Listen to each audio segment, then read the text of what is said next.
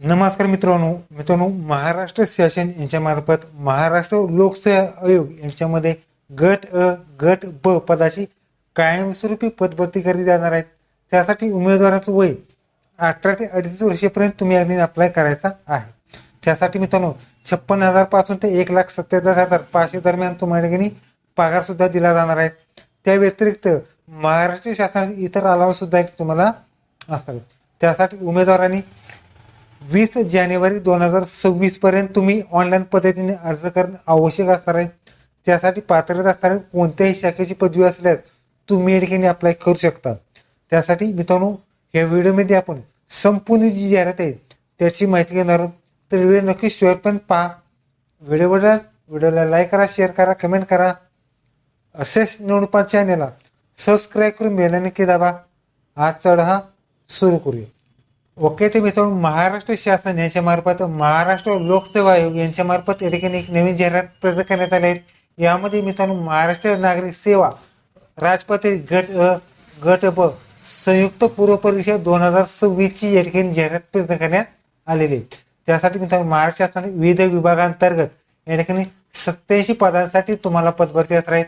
त्यासाठी मित्रांनो गट अ गट ब पदासाठी जाहिरात असणार आहे. रविवार दिनांक 31 मे 2026 रोजी 37 केंद्रावरती तुमच्या ठिकाणी ऑफलाईन पद्धतीने तुमच्या ठिकाणी एक्झाम असणार. यासाठी पहिली पोस्ट आहे सामान्य प्रशासन विभाग राज्य सेवा, यासाठी 79 जागेसाठी पदभरती असणार आहेत.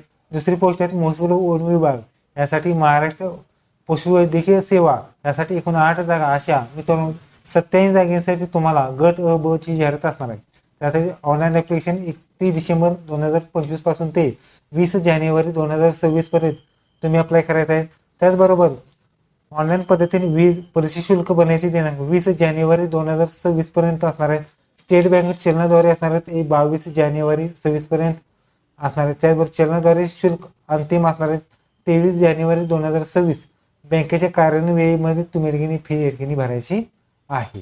यासाठी मित्रांनो जे आरक्षण असणार आहे त्यामध्ये मित्रांनो जर आरक्षण बघितलं तर मित्रांनो तुम्हाला खेळाडूंचं आरक्षण आहे, दिव्यांगाचं आरक्षण आहे, असे सर्व आरक्षण तुम्हाला ठिकाणी असणार आहे.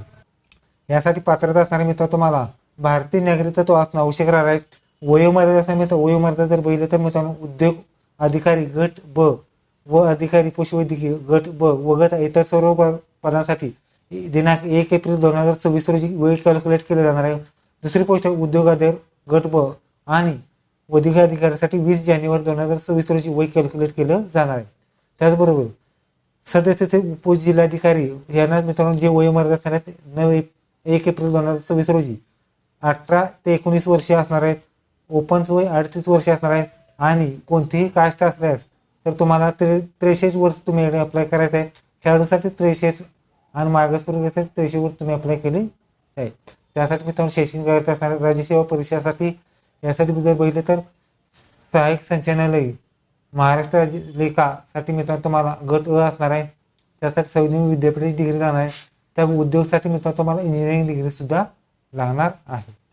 पुढचा तो उद्योग आधार तांत्रिक गट ब ची जाहिरात असणार आहे. त्यासाठी संविधानिक विद्यापीठाची अभियांत्रिकीमधून स्थापत्यमधून डिग्री लागणार आहेत. आणि इतर जे पद असतात त्यासाठी पशुवैद्यक असेल तर पशुवैद्यकीय आणि राहिलेल्या पदासाठी कोणत्याही शाखेची पदवी असेलच तुम्ही ठिकाणी अप्लाय करू शकता. लक्षात घ्या तुम्हाला दिलेल्या तारखेपर्यंतच तुम्हाला ठिकाणी जी म्हणजे एक्झाम द्यायची आहे त्यासाठी मराठी भाषेचं नॉलेज सुद्धा लागणार आहे. त्याचबरोबर पुढचा आहे तो मित्रांनो तुम्हाला जर बघितलं तर निवड प्रक्रियेमध्ये मित्रांनो तुम्हाला प्रामुख्याने 2 टप्पे असणार आहेत. प्री आणि मेन्स राज्यसेवा असणार आहे पहिल्या. त्यासाठी संयुक्त पूर्व परीक्षा दोन्हीसाठी असणार आहे. 400 मार्काची एक्झाम असणार आहे. राज्यसेवेसाठी मित्रांनो पुढचा आहे तो महाराष्ट्र पशुवैद्यकीय सेवेसाठी 400 असे सेपरेट तुमची एक्झाम असणार आहेत. राज्यसेवेसाठी 1750 असणार आहे पूर्व परीक्षा. आणि पशुवैद्यकीसाठी जर बघितलं तर 400 मार्काची मुख्य परीक्षा असणार आहे. मुलाखत असणार आहेत राज्यसेवेसाठी 275 आणि पशुवैद्यकीसाठी मित्रांनो 50 मार्काची मुलाखत तुम्हाला ठिकाणी असणार आहे. अशा स्वरूपात तुम्हाला प्री आणि मेन्स अशा 2 टप्प्यामध्ये तुमची एक्झाम असणार आहे. त्याचबरोबर तुम्हाला एक पूर्व परीक्षेसाठी अर्ज करण्याची पद्धत असणार आहे. पहिल्यांदा मित्र तुम्हाला फॉर्म निर्मित करायचे आहेत, खातं ओपन करायचं आहे, त्यामध्ये फॉर्म भरायचा आहे आणि फॉर्म डॉक्युमेंट सुद्धा या ठिकाणी तुम्हाला अपलोड करायची आहे. त्याचबरोबर या ठिकाणी अर्ज झाल्यानंतर तुम्हाला जे एक्झाम सेंटर आहे ते एक्झाम सेंटर सुद्धा तुम्हाला घ्यायचं आहे. त्याचबरोबर ई केवायसी सुद्धा तुम्हाला या ठिकाणी करायची आहे. त्याचबरोबर कास्ट एसीबीसी असेल, ACBC certificate, EWS, non criminal, दिव्यांग, माजी सैनिक असेल, खेळाडू असेल, त्याचबरोबर अनाथांचा आरक्षण असेल त्याचं सर्टिफिकेट तुम्हाला अपलोड करायचं आहे. त्याचबरोबर राखीव महिला, खेळाडू, दिव्यांग, माजी सैनिक, अनाथ याचं सर्टिफिकेट असेल तो तुम्हाला अपलोड करायचं आहे. त्याचबरोबर तुम्हाला ही PDF द्वारे तुम्हाला डॉक्युमेंट सुद्धा अपलोड करायचे. त्यासाठी मी तुम्हाला सर्वसाधारण माहिती आहे. त्यामध्ये ऑनलाईन पद्धतीने अर्ज करायचे. mpsconline.go.in या वेबसाईटवर तुम्हाला ऑनलाईन पद्धतीने अर्ज करायचे. त्याचबरोबर एक एक्झाम सेंटर निवडायचं आहे. जसं की तुमच्या चॉईसनुसार तुमचे एक्झाम सेंटर निवडायचे. त्या ठिकाणी तुमची प्री आणि मेन्स एक्झाम होणार आहे. त्यासाठी परीक्षा शुल्क असणार आहेत. ओपनमध्ये असेल तर 544 रुपये परीक्षा शुल्क असणार आहेत. कास्टमध्ये असेल तर 344 रुपये या ठिकाणी नॉन रिफंडेबल फी असणार आहेत. ही फी मिळतो तुम्हाला डेबिट कार्ड, क्रेडिट कार्ड किंवा या ठिकाणी ऑफलाईन पद्धतीने फी भरू शकता. त्यासाठी मित्र तुम्हाला स्टेट बँकेच्या चलनाद्वारे सुद्धा तुम्ही फी भरू शकता.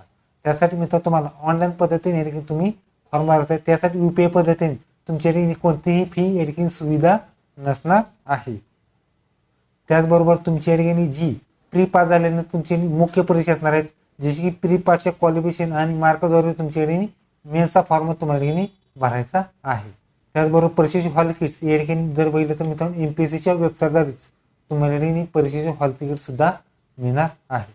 ओके, तरी तुम्ही तुम्हाला महाराष्ट्र शासन यांच्या मार्फत महाराष्ट्र राज्य सेवा पदभरती 2026 एक नवीन जाहिरात. व्हिडिओ कसा वाटला लाईक करा, शेअर करा, कमेंट करा. धन्यवाद. जय हिंद, जय महाराष्ट्र.